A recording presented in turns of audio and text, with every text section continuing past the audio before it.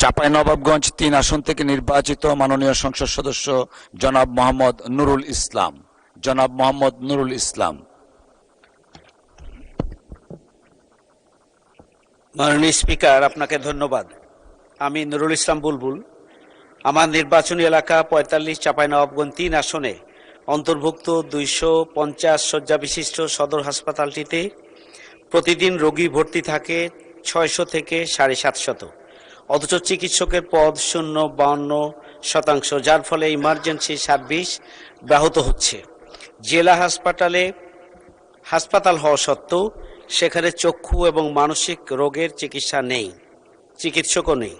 শিশু রোগীর জন্য নেই কোনো scan bed, dialysis, CCU, ICU, CT scan, এমআরআইয়ের জন্য অবকাঠামো থাকলেও কোনো আধুনিক যন্ত্রপাতি এবং চিকিৎসক দেওয়া হয়নি।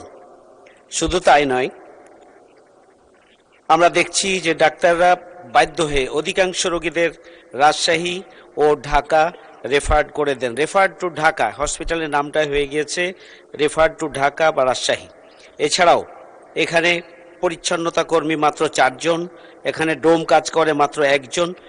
একটা হাসপাতালের জন্য খুবই অপ্রতুল, এবং এই হাসপাতালে জনগণ প্রতিনিয়ত স্বাস্থ্যসেবা থেকে বঞ্চিত হচ্ছে। তাছাড়া এখানে নিরাপত্তা কর্মীর কোনো পদ নেই।